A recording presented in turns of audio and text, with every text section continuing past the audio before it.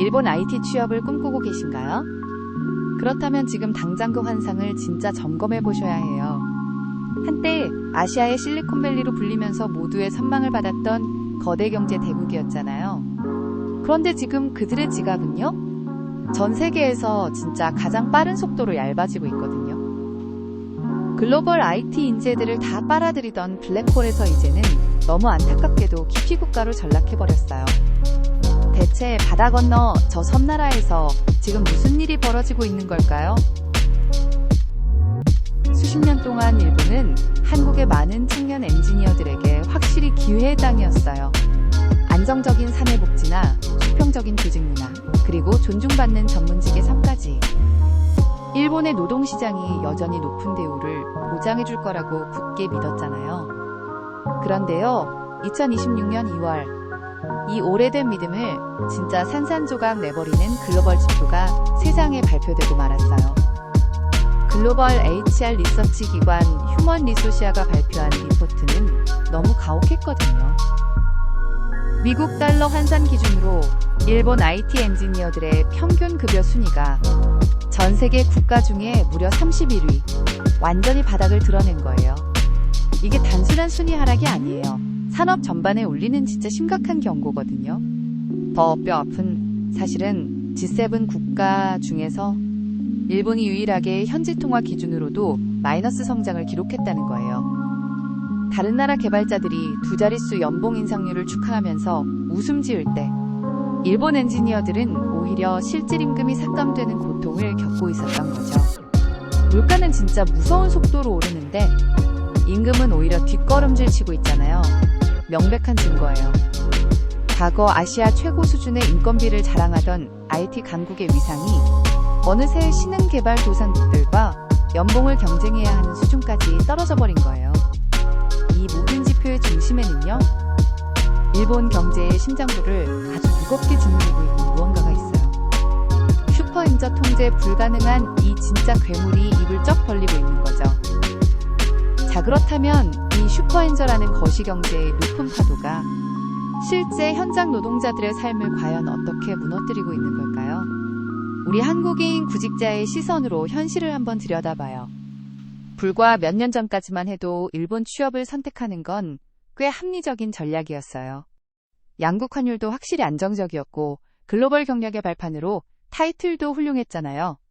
하지만 지금 마주한 상황은 그때와는 진짜 180도 다르거든요. 막대학을 졸업한 초급 엔지니어가 일본에서 받는 첫 연봉을 현재 달러나 원화 가치로 냉정하게 한번 환산해보세요.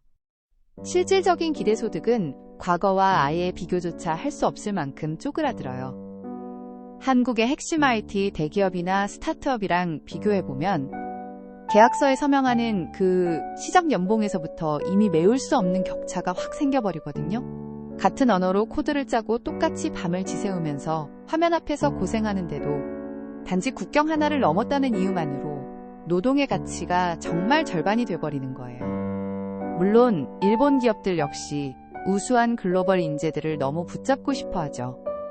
하지만 수십 년간 굳어진 호봉제나 그 보수적인 임금 구조 탓에 글로벌 스탠다드에 맞는 유연한 대우를 전혀 제시하지 못하고 있어요. 설상가상으로 현지 노동자들이 체감하는 물가는 연일 치솟고 있잖아요. 슈퍼인저 때문에 수입 원자재랑 생필품 가격이 폭등하면서 월급 명세서에 찍힌 숫자는 단 1엔도 오르지 않고 딱 멈춰 있는데 매달 통장에서 빠져나가는 생활비만 턱없이 불어나는 진짜 기현상이 벌어지는 거예요. 결국 큰 꿈을 안고 일본을 선택했던 우리 한국의 청년 엔지니어들은 버티지 못하고 짐을 싸서 씁쓸하게 한국으로 발걸음을 돌리거나 자신들의 능력을 확실히 더 높게 인정해주는 다른 글로벌 마켓으로 시선을 돌리고 마는 거죠. 여기서 진짜 더 충격적인 건 현지 기업들의 안일한 태도예요. 여전히 과거의 영광에 취해서 안정적인 고용보장이라는 명목하에 터무니없이 낮은 연봉을 제시하면서 유능한 개발자들의 발목을 잡으려고만 하거든요. 기술 변화 속도가 모든 걸 결정하는 이 AI 시대에 그저 안정성만 강조하는 일자리는 더 이상 최고의 두뇌들에게 전혀 매력이 없잖아요. 최상위 개발자들은 다 떠나고 기술력은 점점 바닥으로 도태되어 가고 일본 IT 시장은 지금 정말 빠져나올 수 없는 악순환에 갇혀버린 거예요. 상황이 이렇게까지 심각하고 온 사방에서 경고음이 울려 퍼지고 있는데도 왜 일본의 저 거대한 시스템은 조금도 변하려고 하질 않을까요? 그 씁쓸한 해답은 일본 특유의 폐쇄적인 기업 문화랑 국가적 거시경제가 너무 깊게 빠져버린 딜레마의 수렁 속에 있어요. 잃어버린 30년 그 길고 어두운 침체기를 겪어오는 동안에 일본 기업들은 모험적인 성장이나 과감한 투자를 아예 포기해버렸거든요. 파괴적이고 혁신적인 기술 개발에 돈을 쏟아붓기보다는 한 푼이라도 확실히 더 아끼는 비용 절감이 마치 사회적 미덕처럼 자리 잡은 거예요. 그 결과 뛰어난 IT 인재들을 미래를 위한 투자 대상으로 대우하는 대신에 어떻게든 깎아내야 할 비용의 일부로만 계산하는 뼈아픈 구조가 생겨버렸죠. 게다가 여기에 일본 중앙은행의 초완화적 통화 정책까지 확 겹쳐지면서 슈퍼엔저라는 들불에 진짜 기름을 통째로 부어버렸잖아요.